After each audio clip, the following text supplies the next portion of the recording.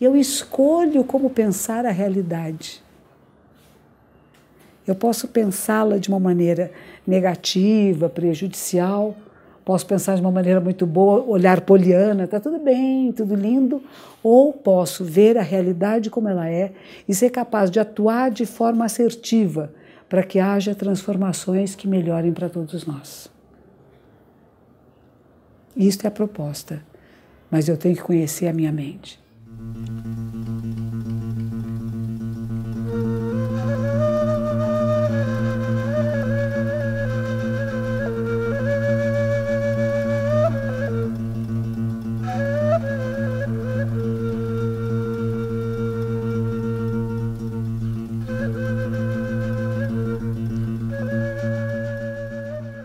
Muito obrigada. Algumas pessoas estão vindo pela primeira vez, né, Júlia? Então, o que eu falei agora chama-se refúgio, abrigo nas três joias. São três tesouros budistas, é o Buda, o ser iluminado, Dharma, que é a lei verdadeira, e Sangha, a comunidade, as pessoas que praticam juntas em harmonia.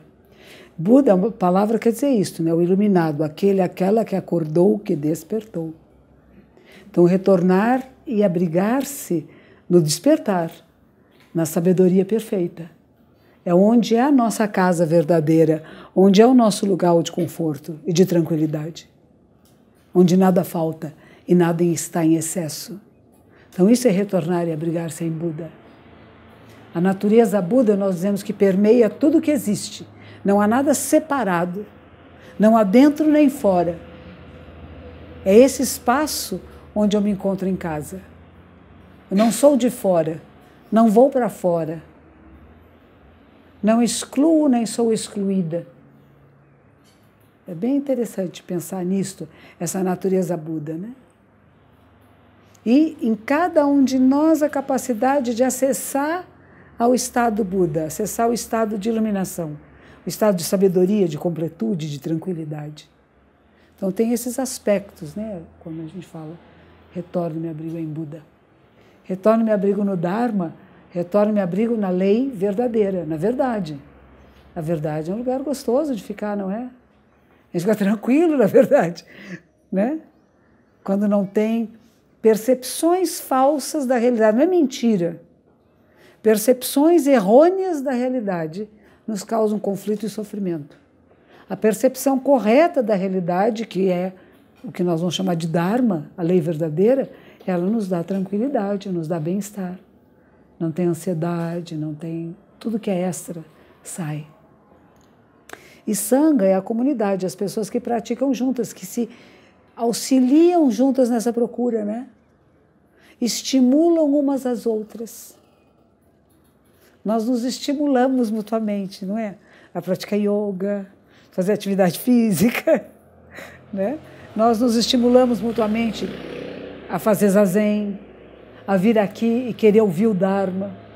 Aí me obriga a estudar o Dharma e a falar para vocês os ensinamentos. Então isso torna a Sangha. Nós nos tornamos a Sangha no momento que nós entramos aqui e que queremos ouvir os ensinamentos de Buda. Pode ser que vocês saiam daqui e nunca mais queiram saber do budismo, mas no momento que vocês vieram aqui, vocês passaram a constituir nesses instantes em que estão aqui a Sangha de Buda. Se levam isso depois para a sua vida, para a sua casa, essa Sangha de Buda vai começar a se expandir.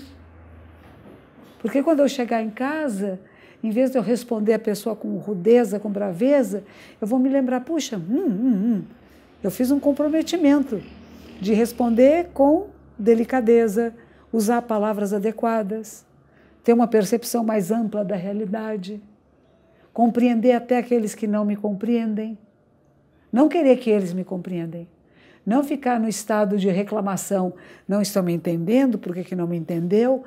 Não, por que eu não me fiz entender melhor? Puxa, essa pessoa não teve a capacidade de me compreender.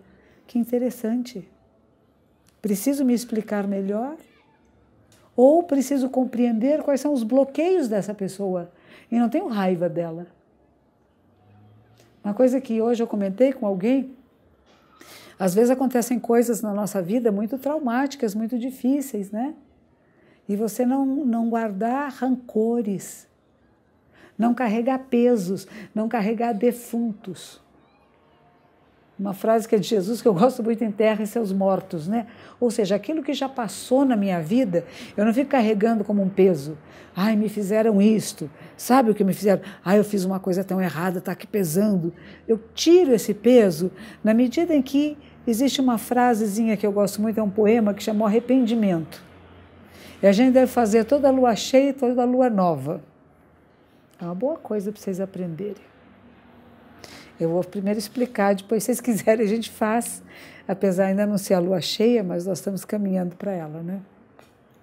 Que diz assim: todo karma prejudicial alguma vez cometido por mim. Karma, ação que deixa marcas, que deixa resíduo, que é repetitiva. Todo karma prejudicial, quer dizer, não foi benéfico, causou algum problema, algum desconforto, alguma intriga, algum mal-entendido. Todo karma prejudicial alguma vez. Não é o que eu me lembro. É diferente da gente ir no confessionário e dizer: olha, eu fiz isto e aquilo. Não, eu não sei o que eu fiz. Eu não percebi. Eu nem notei que eu estava fazendo uma coisa que não foi benéfica. Estava tão entranhado em mim um determinado comportamento que eu nem percebia. Então, todo karma prejudicial, alguma vez cometido por mim, desde tempos imemoriáveis, antes da minha memória chegar, o que eu não lembro. Não é apenas do que eu me lembro, o que eu não me lembro. Nascido do meu corpo, dos meus gestos, das minhas atitudes, né? Da minha boca, da minha palavra. A gente fala, a palavra pode ser muito cruel, muito má, que as palavras que eu disse, será que causaram estranhamento, tristeza, preocupação em alguém? Mas uma das coisas que a gente não deve causar é preocupação. Eles falam isso, que a gente não deve causar preocupação aos nossos professores, aos nossos pais. Como é que a gente faz com que não se preocupem, né? A gente telefona, quem mora junto conosco, não é isso? Eu vou sair, eu vou e digo: estou saindo. Quando eu volto, diz: voltei. São pequenos detalhes no dia a dia, né? Às vezes as pessoas vão perdendo isto. Tem um casal em Brasília, eles estão casados há mais de 30 anos, e eles vivem numa amorosidade, uma coisa tão bonita. E eu perguntei para os dois: como é que vocês fazem isso, né? Assim, nós nos respeitamos muito. Na mesa, para passar um pratinho, diz assim: por favor, passe o prato. São pequenos detalhes, a gente acha que isso não é importante, né? Esses pequenos mimos que um faz com o outro, né? Na convivência, não causa preocupação. Não fica lá pensando onde está, o que está fazendo, que aflição, né? É gostosinho, é eterninho, né? Não causar preocupações. Então, às vezes, a fala, o gesto. No Japão, a gente tem gestos muito simples. Quando você cumprimenta alguém, você não precisa nem falar nada. Você só... Eles põem a mãozinha aqui. Monge põe a mãozinha assim, né? Não, monge põe a mãozinha assim na perna. Ai, que bom te encontrar. Esqueci que eu gostei muito de encontrar. 3 vezes. Eu gostei muito, muito, muito. Se eu gostei só um pouquinho, assim... Um pouquinho. Quando eu gostei muito, eu apaixo mais, e várias vezes. Quem não conhece a cultura japonesa, estranha, não dão a mão, não beijam, não abraçam. Não precisa, né? São culturas diferentes, mas manifestam um calor humano de outra forma, né? Como não é a forma que eu conheço, eu estranho e acho que não há calor humano. Onde há.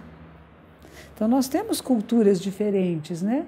Maneiras diferentes, casas diferentes, famílias diferentes, têm maneiras diferentes de se relacionar. O que é comum, talvez, na sua casa, seja incomum na dela. E ela vai te visitar e a maneira que você fala com seus familiares é falar: ah, nossa, que esquisito.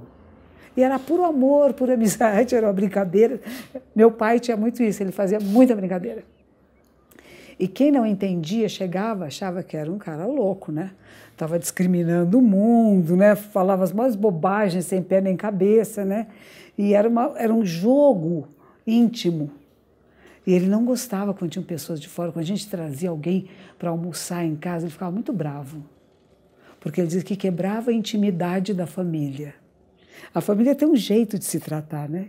Que nós que nascemos ali sabemos. A pessoa de fora é um olhar de estranhamento. E aí quebrava aquela harmonia daquela intimidade. É interessante, né? Ele não almoçava conosco todos os dias, era uma vez por semana. Então, aquela vez por semana, ele não queria que tivesse ninguém para a gente ficar mais livremente se comunicando. Então, todo karma prejudicial, alguma vez cometido por mim desde tempos imemoriáveis, nascido do meu corpo, boca e mente, o que eu pensei? Vocês já perceberam o que vocês pensam? De alguém?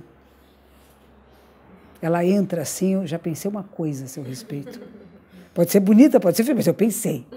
É inevitável, a gente pensa, não é? E a gente não percebe o que está pensando. O processo da meditação é para a gente perceber o que está pensando e não ficar nas amarras de pensamentos que não sejam benéficos. Então, é conhecer o seu próprio pensamento. No meu corpo, boca, eu tenho que conhecer o que eu penso. E eu escolho como pensar a realidade.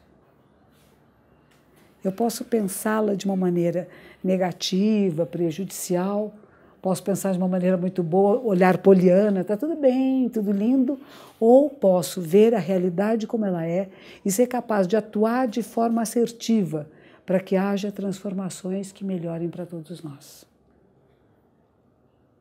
Isto é a proposta, mas eu tenho que conhecer a minha mente.